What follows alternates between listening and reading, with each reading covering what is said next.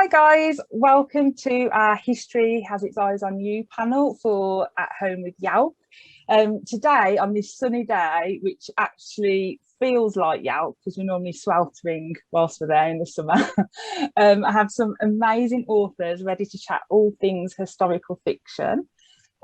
So without further ado, I'll let the authors introduce themselves. So would you like to introduce yourself, Catherine? Yes, yeah, I can go first. Hello, hi, I'm Catherine. I'm a YA author, obviously, and I'm here in London in my flat, which is 400 million degrees. And I've written two books. My first one, Troublemakers, was contemporary set in present day London. And my second book, which we're talking about today, I guess, is We Played with Fire, which is historical fiction. And should I introduce the book a bit, or? Yeah, go for it. Yeah. And so it's inspired by the true story of the Fox sisters, who were teenage sisters in 19th century America, who basically kickstarted the whole spiritualist movement by discovering one day that they apparently had the ability to communicate with the dead. So yeah, and it's kind of a lot of it is based on fact, but obviously there's quite a lot of fiction as well, which I think is quite true to the spirit of the Fox sisters, who had quite a casual relationship with the truth. So yeah. Sounds spooky. Mackenzi Lee, I have with me today as well. Do you want to introduce yourself and your book? Yeah, I'm Mackenzi Lee. I'm not in the UK. I'm not British. I am the author of The Gentleman's Guide to Vice and Virtue and The Lady's Guide to Petticoats and Piracy, which are companion novels set in the 1700s. The first one is about a young man named Monty, who's a British aristocrat. He is on his grand tour of Europe with his best friend Percy, who he has a crush that he thinks is very secret, but is not secret. He's not very subtle about it. He has a crush on Percy, and then he's traveling with his little sister Felicity. They're going on this grand tour together, and things go horribly off course when Monty essentially pettily pickpockets the wrong person. And then The Lady's Guide to Petticoats and Piracy is about Felicity, his little sister. Takes place 2 years after and is about a girl gang doing science and piracy across Europe. They're all kind of tongue-in-cheek historical adventure novels with a little bit of magic, and generally populated by characters who traditionally don't get to populate historical adventure novels. Oh, sounds intriguing. Ruta, I've got you here with me today as well. Can you tell us a little bit about your books? Sure. I'm Ruta Sepetys. I live in Nashville, Tennessee. I write communism and fascism for teens, so I don't get invited to many parties, so I'm so excited to be here with these, four incredible authors. I write historical fiction: Between Shades of Grey, Salt to the Sea. The Fountains of Silence is my most recent book. It's set during the Franco dictatorship in Spain, and tells the story of an American boy who comes to Madrid with his parents and meets a Spanish girl at the hotel. And so we have this American boy and a Spanish girl, and they're desperate to connect and understand one another, but they're fenced by silence because of this dictatorship. So that's my latest book. And Laura Wood we have with us today. Yay! Hi, Laura. Can you tell us a little bit about your books? Yeah. So I'm Laura Wood, and I write historical YA also. I mean, I guess that's really the theme today. But my first three YA novels, A Sky Painted Gold, Under Dancing Star, and Snowfall of Silver, are all set in the kind of late 20s and 30s. But my new novel, which I can't show you because it doesn't exist yet, but it will exist hopefully at some point, which is coming out in October, is A Single Thread of Moonlight. And that is a Victorian novel. It's a kind of retelling of Cinderella mashed up with the Count of Monte Cristo, because there's a lot of revenge in it, which I enjoy a lot. So yeah, so I'm really excited about that one. It's slightly different, but still has a lot of the things that I love in it. No, I'm hugely excited for that as well, Laura. Can't wait. And I have Kat Dunn as well with us. Hi, Kat. Hi. I'm Kat Dunn, or Catherine in real life, which means that every time Shelley says Catherine, I'm going to go me, and then it won't be me. Because UK publishing is only populated with Catherines, it turns out, for my books. So I am the author of the Dangerous Remedy trilogy. Dangerous Remedy came out last year, and Monstrous Design, the sequel, has just come out in June. They are historical, shockingly. They are historical fantasy novels set during the French Revolution. The first book follows Camille and her girlfriend Ada and their battalion of the dead who rescue people from the guillotine, Scarlet Pimpernel style, only their latest charge they've rescued isn't who they were told she was, and she's not exactly human either. So both the revolutionaries who had her locked up and the royalists who hired them to rescue her want hold of her, but why and what's going on? And mystery abounds, adventure, duels, betrayal, balls, all the awesome, all of that stuff, with kind of heavy influences from like Frankenstein and that sort of science of the period. And the third book comes out next year once I've finished working on it, which will happen at some point. Yay! So did you know a lot about the time period that your books are set in before you wrote the books, or did you have to do a lot of research, and what type of research went into your books? Should we start with you, Mackenzi? Sure. I didn't know very much about my time. I wanted to be a historian originally. I actually studied in the UK for a little bit because I wanted to be a academic and I wanted to be a social historian and focus on the Wars of the Roses. And then before I started a thesis, had my advisor kind of gently say to me, you need to either change your writing style or you need to change what you're writing, because you can't write dialogue for Richard III in your academic papers. And I said, why not? And so I ended up kind of rerouting and doing writing historical fiction instead of writing academically, which ended up being a great choice, because I in spite of writing historical fiction, I also have a loose relationship with the truth. Or Catherine, what did you say about the Fox sisters? A casual relationship with the truth. So I went in knowing a little bit about the phenomenon of the Grand Tour, which was sort of the birth of modern tourism. It was kind of the concept of like, if you were a rich white guy in the 17 and 1800s, you had this awkward period of time between finishing school and then you had to wait for your dad to die so you could take over his estate. How you would kind of fill that time is you would go to the continent and you would travel, and it had this sort of twofold purpose of it was supposed to broaden your cultural horizons and you were going to collect art and learn a language and things like that. But also you were supposed to like sleep around a little bit and kind of like get that out of your system. And actually I just put together the other day, because my dad is also he's a big Shakespeare reader. We just put together the other day that he called it the Prince Hal method, which is like have a misspent youth and then show back up and be like the best king England ever had.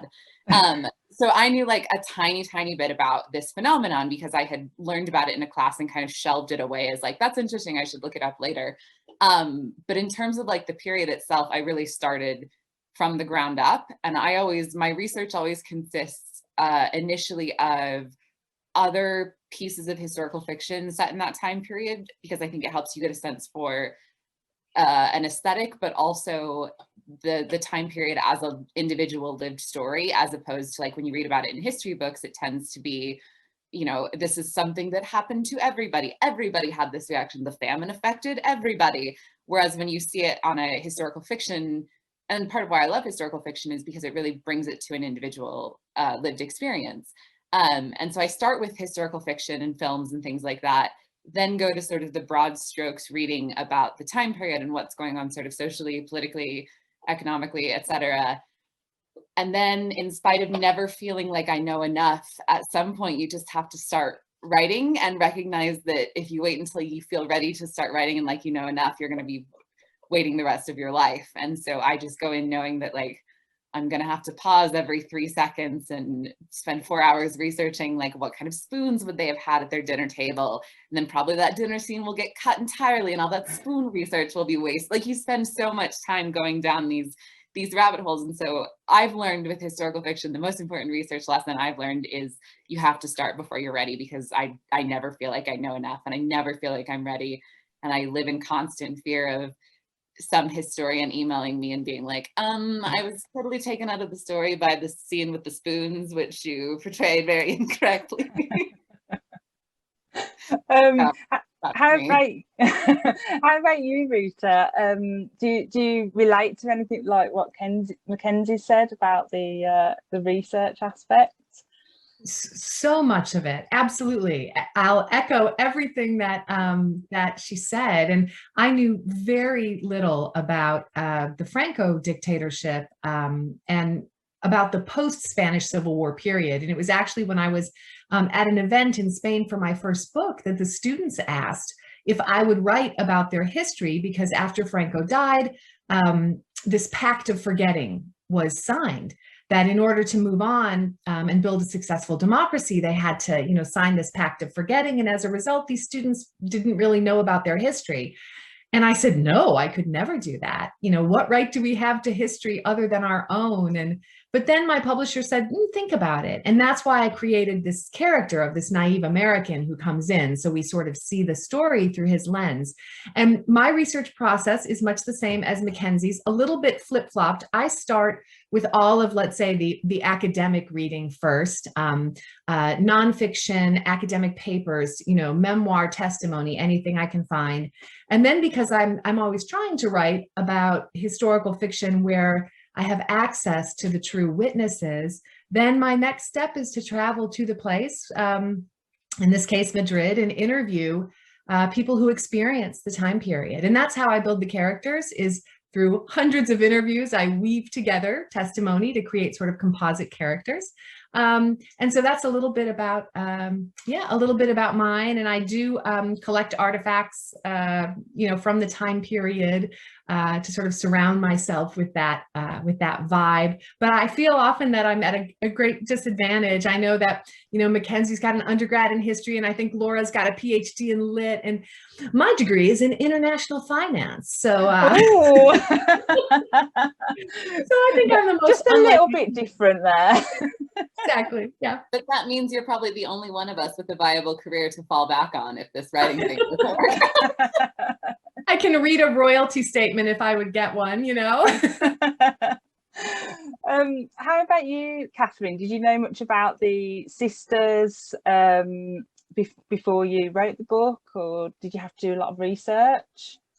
I didn't know, I'd come across them quite a few times over the years, and it was always sort of in the context of them being described as like famous frauds. So that was the only kind of impression I had of their historical legacy. And I did know a bit, I hope, about sort of 19th century America. I did American studies degree and a PhD in American literature. So I've certainly read a lot of 19th century American fiction in my time. So I kind of knew a bit about that, but not so much about the sort of history of spiritualism and the spiritualist movement. So that was where I did a lot more reading and kind of uncovered lots of really interesting stuff that I didn't already know, like these kind of intersections between like spiritualism and the kind of prominent spiritualists of the time and the kind of radical social movements of the time, so abolition and women's suffrage and stuff like that. And there's this kind of really interesting overlap between all those movements and all those sort of currents that were going on in American culture at the time. So I had a little bit of background, but then there were quite a lot of sort of fun discoveries when I was doing the reading as well, which was really nice. So discovered extra things along the way, exactly, that you didn't know before. So but it was all just reading. I wasn't going out and doing like field interviews or anything, so I'm really impressed. I'm always very impressed by other people's levels of research and stuff. I was really just sitting at home with a book, which happily is what I like doing. So yeah. And how about you, Kat? Being the French Revolution, was that quite difficult to research, or did you find that quite easy?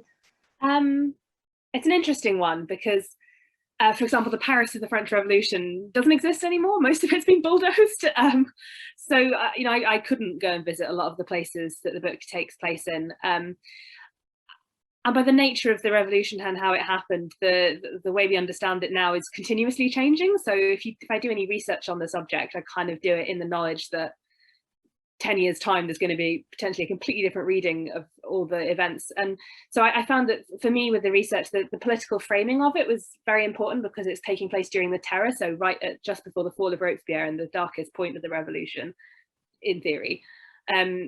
So having that kind of general framing was useful, but I tried to take my research more in the direction of making the world feel alive.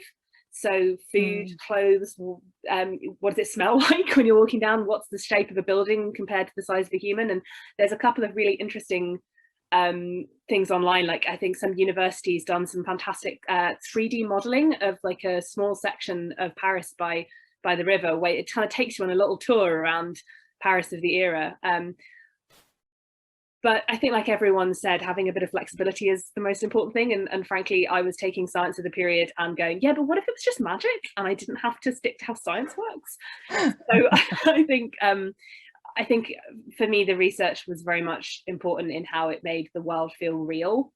And then obviously I've already just disregarded reality with some of the way that science works. So I hand waved a couple of things, but I've always been a massive history nerd and a bit of a pack rat for information. So I felt I kind of knew the world my characters lived in quite well already. And it was that kind of finessing down to, well, what about that year and that place and these kinds of people? And but yeah. And how about you, Laura? I know I've read a couple of your books, like set in the 1920s, and that whole world building is just transports you right there. Did you have to do like a lot of research and to get the feeling right in the books? Yeah, I think for the latest one, because that's set in the 19th century or right at the end of the 19th century, that was interesting for me because, as Ruta said, I have a PhD in 19th century literature, which I feel like in theory means I know a lot about that, but in practice I kind of realized how narrow the focus of a PhD is.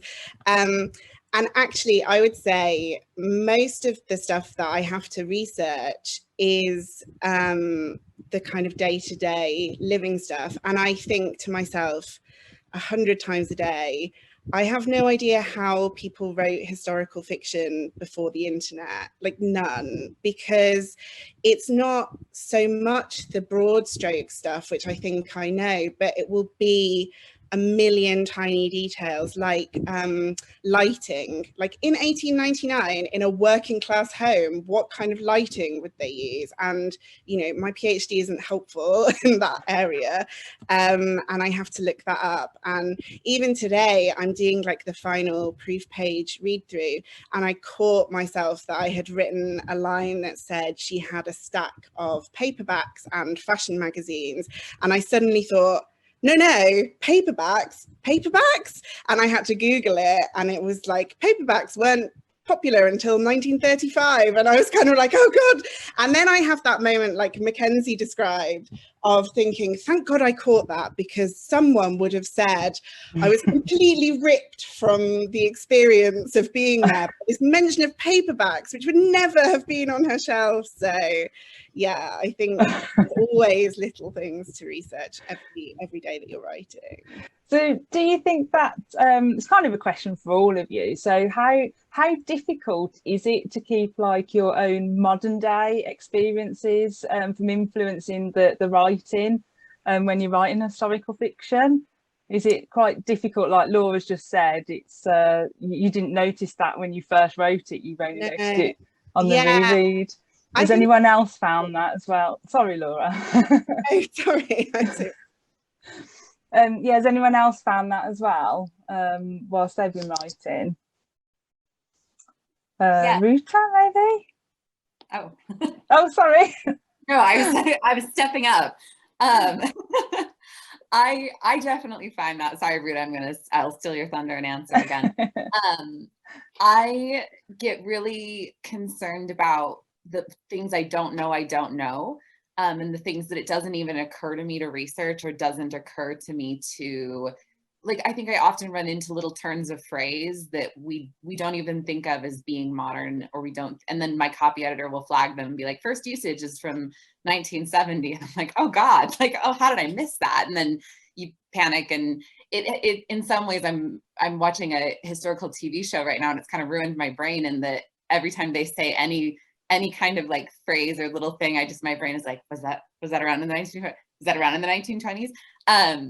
But for me, I always err on the side of the story and the side of the characters. And so anything that I feel like is historically accurate, but is going to pull readers out of the story, because history is a totally different world. And if we approached it honestly, I think so much historical fiction, the way just like the worldview that people had at the time would be so foreign to us, it would be maybe difficult to get through and to relate to.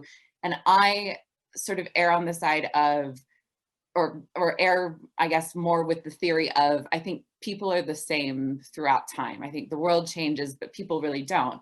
And that's part of why I love reading history, is when you run into these little moments where you're like, oh my gosh, that person in the 1700s is writing about how he had clinical depression and couldn't get out of bed. I also feel that way sometimes.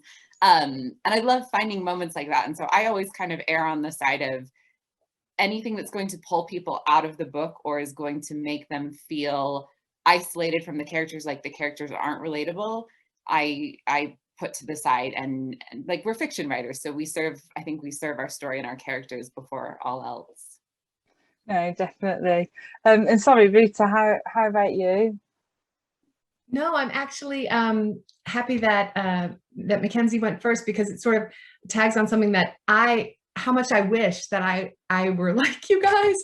I have so much fear about accuracy and authenticity, because I do get those emails from historians who say, you use the term genocide, and that your book takes place in June of 41, and that term first was at use in October of 41. And I'm thinking, oh my God, so because I'm just always so frightened, am I serving the history? Am I serving the history? The history comes first. And in the Fountains of Silence, the setting was this American hotel in Madrid, the Castellana Hilton.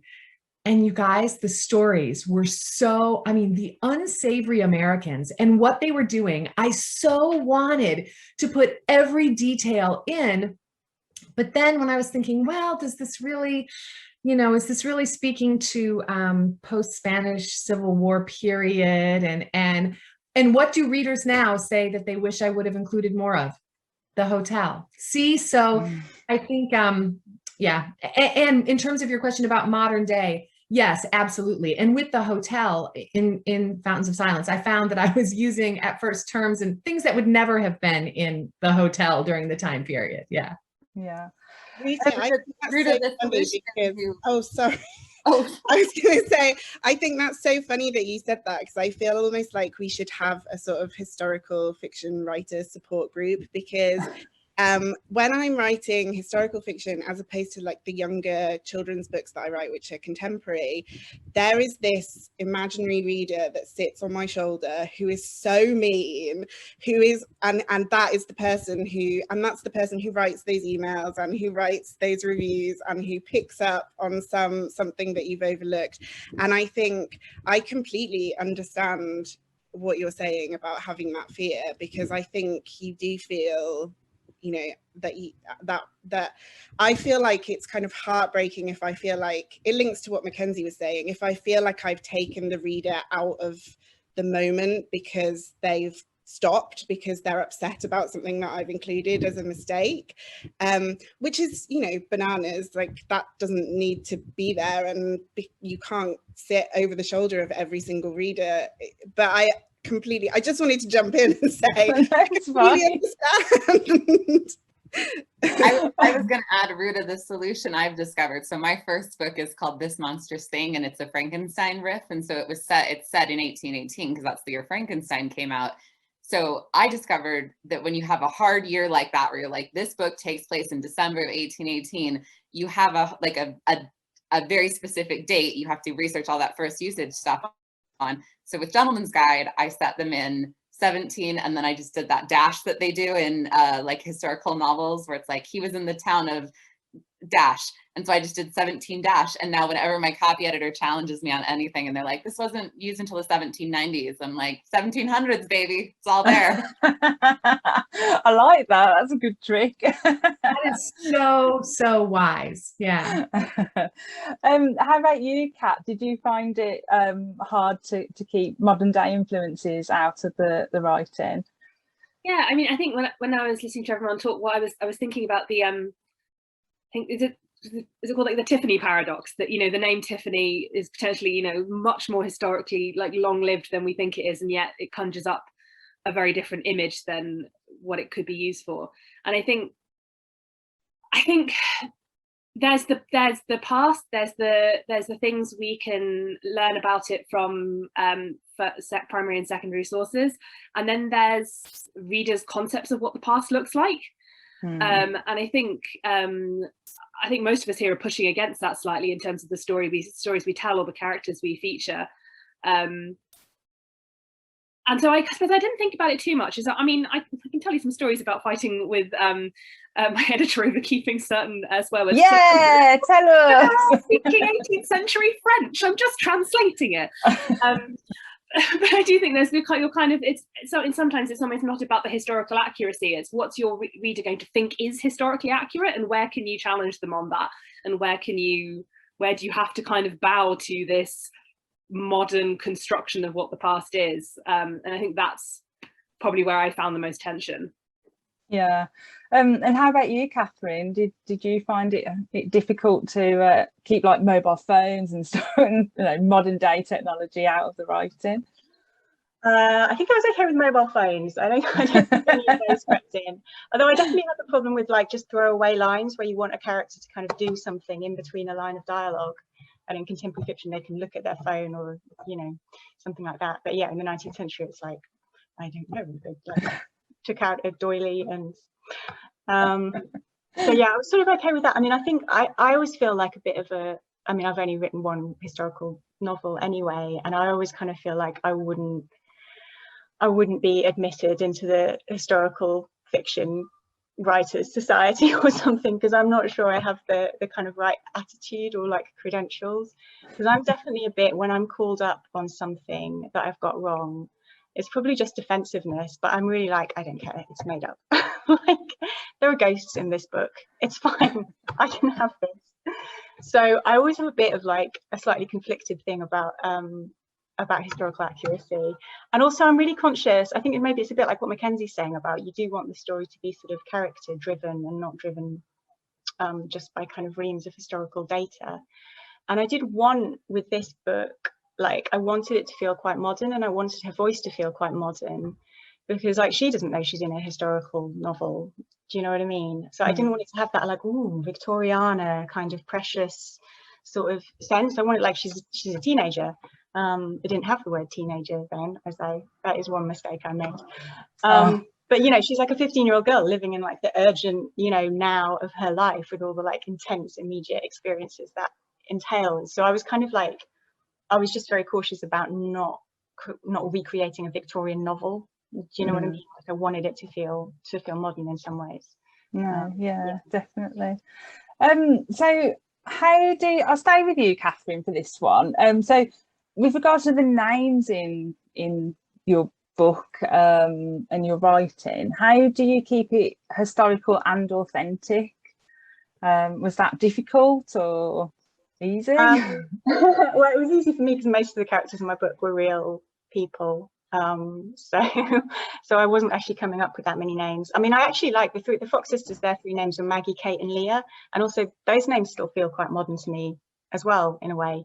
It was almost like one of the things that slightly draws me to them is that it feels like there's something quite modern. So yeah, it was sort of like, I guess I didn't do much original coming up with names, but the names these people have in history sort of help to evoke the character, I think, when you're writing them. So yeah, definitely.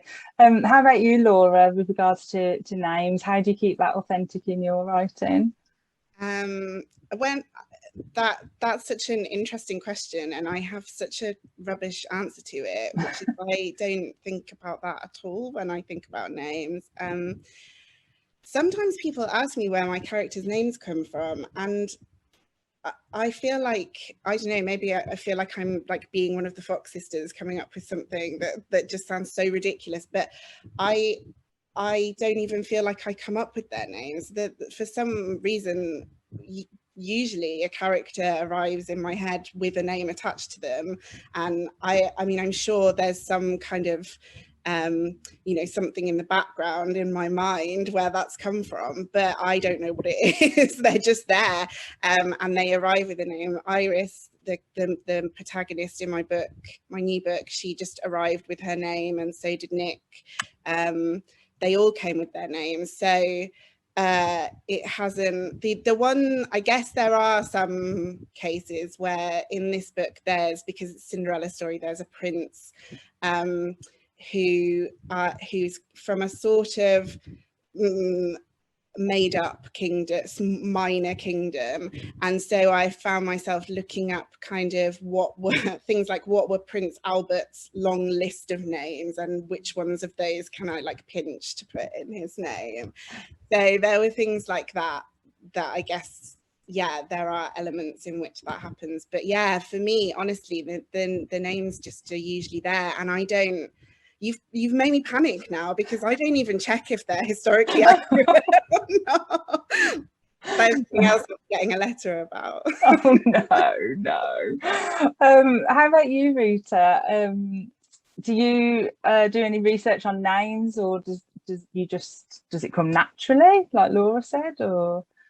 Well, in some cases, like when I was writing Between Shades of Grey, which is about the Lithuanians and people of the Baltics who were deported to Siberia, Lithuanian names, I myself am Lithuanian, most of the names are so long, the first and last names, and they're so complex that my editor would say, come on, no way. I mean, it's really going to pull you out of the story. So in some cases, I have to look for names that readers, you know, will understand and feel like they'll be able to pronounce, and that don't take them out of the story.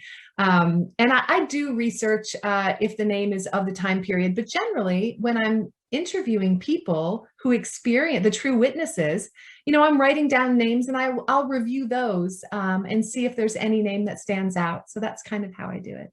Oh, I love that. How about you, Kat?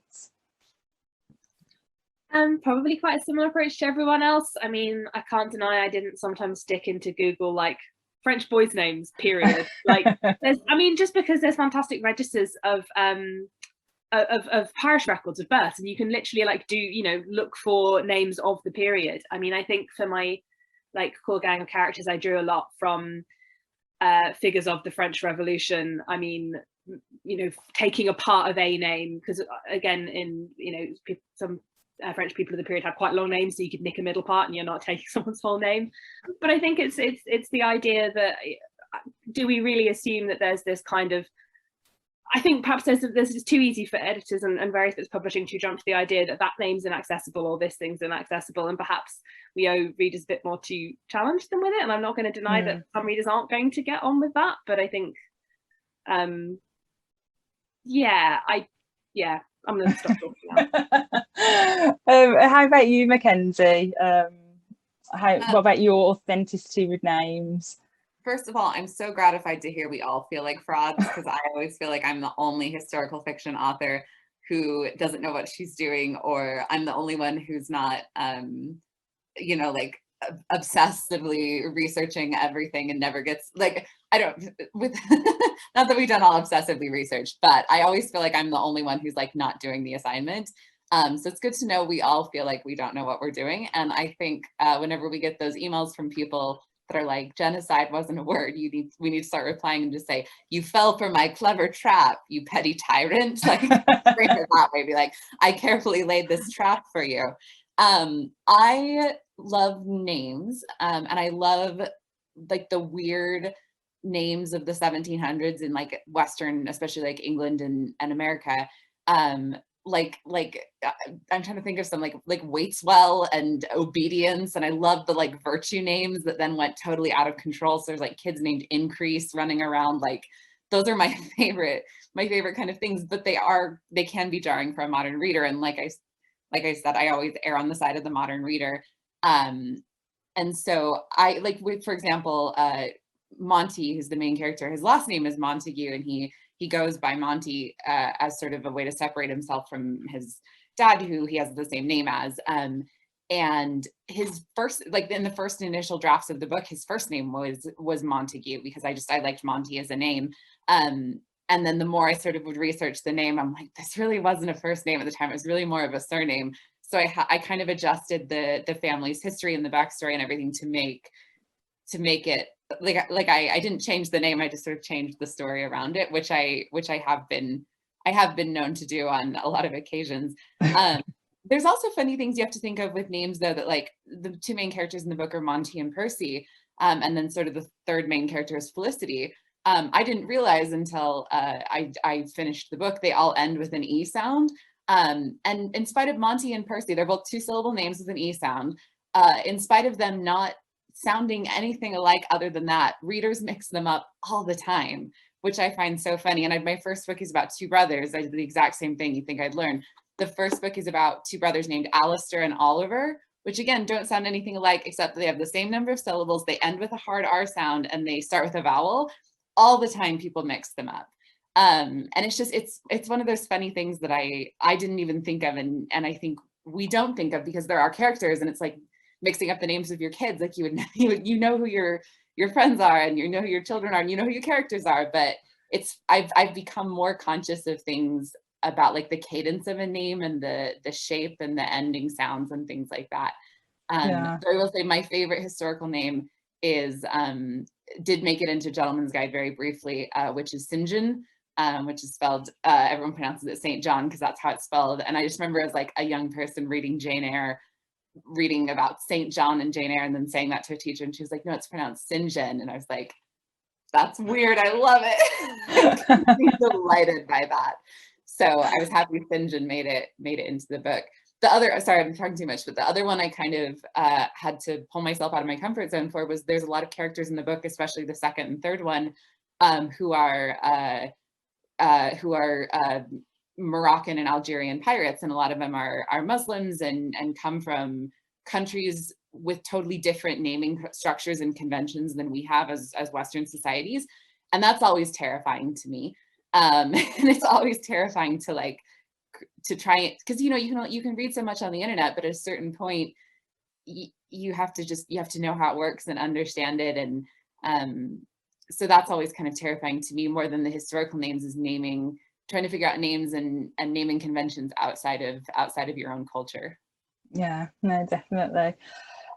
So what I thought we'd do, because time is going like really, really quick, what I thought we'd do is like a tiny little short fun quiz. Now, I'm not a historian, so I apologise if my historical facts are not correct. I apologise in advance. But basically it's like a true or false. So it's like basically 4 truths and a lie in there. So just shout out if you think it's like true or false. So first one is, the term Mr. Splintfoot or Old Man Splintfoot is a term used to describe the devil. Is that true or false? That's true. True. Yeah. Yeah, that's true. I'm glad you got that one, Catherine. Yeah. Did the Victorians invent the flushing toilet? No. No. No. It's true. Well, What? that's what Google tells me, but I could be wrong. But apparently it's true. This is exactly the sort of thing that I'm saying. You have to suddenly be like, wait, how that I spend too much time worrying about how people go to the toilet in my book, and then I just decide that they never do, because I'm so afraid of where the toilet's supposed to be. Well, and another thing about historical fiction that I think we don't take into account is how like when we think about modern stories and contemporary stories, we think about them as individuals, whereas when we think about history, we think about it as a thing that happened to a group. And I talk about this a lot with queer history, because my books are very queer, is that when we talk about like the queer experience in America today, or in the UK, we recognize the vast swath of that phrase, the queer experience, covers, because it's your experience as a queer person in America is affected by your race, your sexuality, your gender identity, your class, like all of these different things. But when we talk about it in history, we tend to just say like everyone in the 1700s who was gay was sad and oppressed and couldn't be with the people they loved. Whereas really, like, there's so many other factors that go into it. Sorry, this is taking it totally off the rails. But that's part of it, I think, is we forget that like history is an individual lived experience as much as it is a collective group one. And that's part of why I love historical fiction too, is because it makes history an individual experience. And it reminds you that the past isn't something that collectively happened to a large group of people the same way. It's something that happened to individuals. No, definitely. Sorry. But no, not at all. That was brilliant. But I will stand corrected if I am wrong about the toilet. So I do apologise. I had to know. I am looking it up now. I will. Please tell me that I was right. Anyway.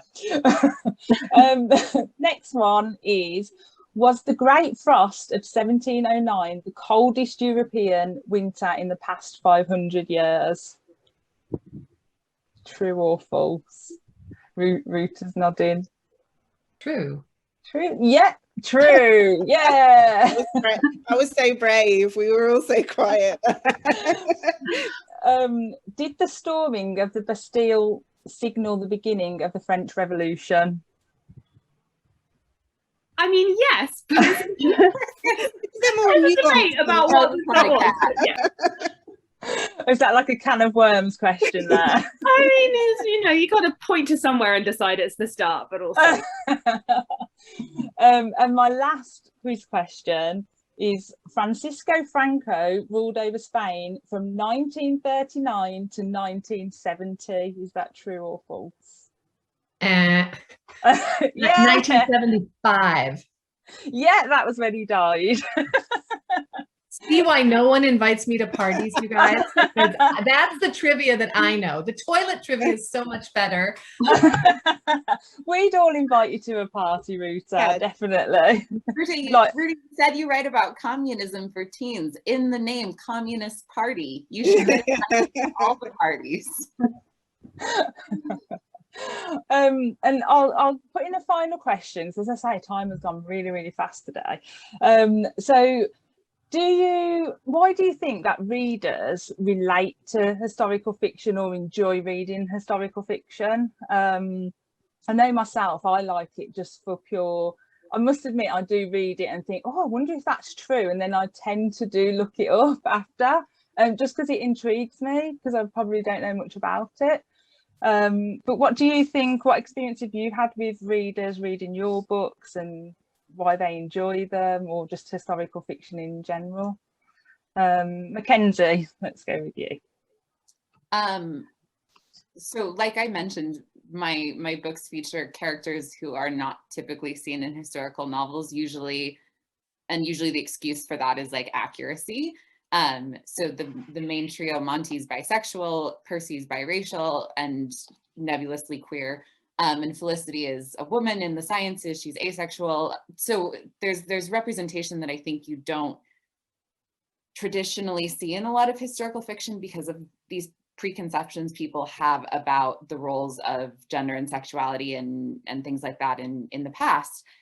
And so what I hear the most from readers, and part of the reason I wanted to write these books the way I did, is because I think it is incredibly affirming to know that people like you have existed for as long as people have existed, and not just survived their life, but like thrived within it. It's not that there have been gay people forever, but they've all had to be secret and hide and not be with the people they love. Like in truth, like everything goes up and down. Things get better, things get worse. It's different depending on where you live. Like there's queer marriages were happening in the 1700s in England. There were more gay bars in the 1700s in London than there were in the 1950s. Like that kind of stuff I think is so important to debunk, just in terms of letting people know that like we're not alone in our experience, and we're not the first generation of people who have lived this. Like people like us have been around for forever, and it's not always going to be this way, and it wasn't always this way. And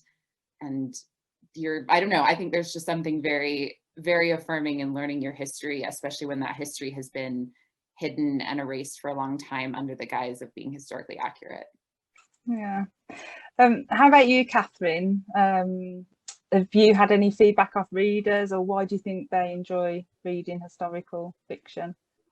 Yeah, I mean, I totally agree with what Mackenzi says, and that's really interesting. And I think also, again, I think as Mackenzi was saying, you know, like the characters in historical fiction have to feel recognizable or the story doesn't work, because ultimately people kind of are the same through history. So there is always, I think, with historical fiction, a kind of pleasure of recognition of, you know, human emotions of jealousy or bullying, or, you know, powerful charismatic leaders, and these kind of recurring human experiences that, like, thinking about them and seeing them unfold in different contexts kind of gives you like a new lens to look at your own lives and look at our present moment, kind of like refracted through the lens of history.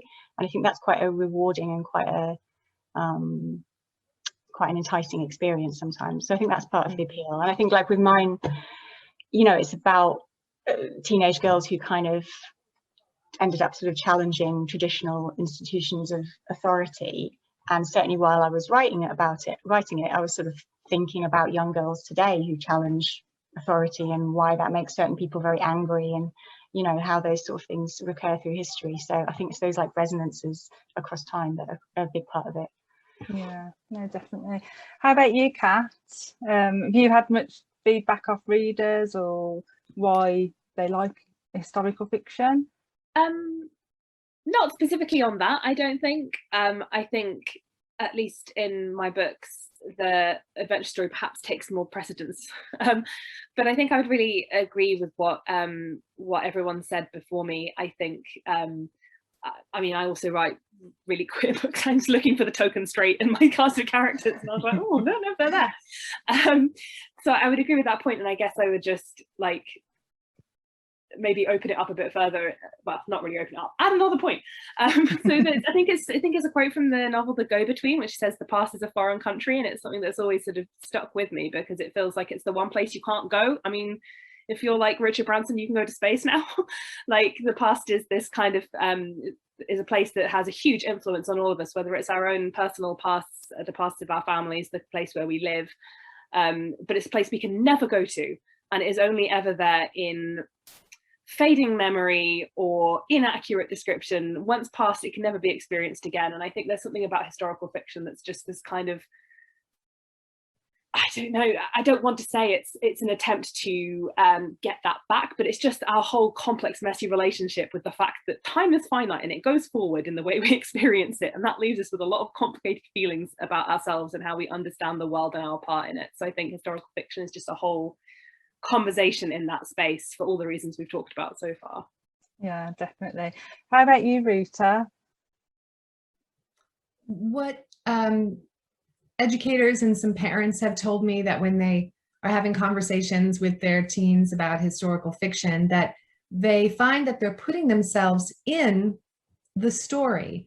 And that interests me, because these, you know, stories I'm writing are set during really difficult times. And then, of course, I have to remind myself, adolescence is a really difficult time. It's awful for many. And yet in history, we find these universal themes, right? And hope through hardship and strength through struggle. So I think maybe that's why some, you know, young readers like historical fiction. No, yeah, definitely. And how about you, Laura? I feel like everyone has been so eloquent, and being the last one to answer this question is a nightmare. Sorry. I absolutely loved what Kat said. I hadn't really thought about that before, but I find that incredibly moving, and I think that's definitely true. I mean, what everyone has said is true. I mean, I suppose I can like add the trivial factors of, like, for me, quite often there's the fun of the historical research to read or to write, in terms of, you know, the fun stuff, the clothes and the parties and the etiquette and the stuff that's there to kind of play with. I find that really, really interesting. And I think, you know, there's also, all of my historical fiction is first person in the voice of a young woman. And I think that's interesting, because then you are playing with the duality of these are universal experiences that a YA reader can relate to, but also these are young women who didn't have the same, in some cases didn't have the same opportunities, or some certain things that you might take for granted. And it's interesting to me that even that is such an oversimplification, because then really ultimately what I think I'm trying to say is the struggle that you're experiencing now is something that people have been struggling with for a long time, and things only change by such gradual degrees. So what you think of as being the past, and what you think of as being feminism in the past, and what you think suffrage means, isn't necessarily, you know, what it was. And a lot of those things are still problematic today. And I don't know, sometimes I feel like my books are very romantic, escapist things, but I feel like they have this thread of kind of rage and anger that's inescapable when you're writing historical fiction, because you're frustrated by the things that have changed, but you're also frustrated by the things that haven't. And so I feel like often, in so many ways, there's a kind of dual way of experiencing it. I'm not sure if that made any sense, but No, we know what you mean, Laura.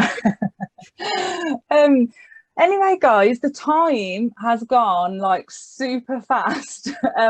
But thank you all for like joining me today, and joining in with Yalk. I could listen to you talk all day. I had loads of questions, but I didn't get them all in because I was just too busy listening to you all. But yeah, thank you. Round of applause. thank you, No, thank you very much. Thank you, Shell, so much. Thank you all. Yeah, Thank you for everybody. hosting. Thank you, everyone.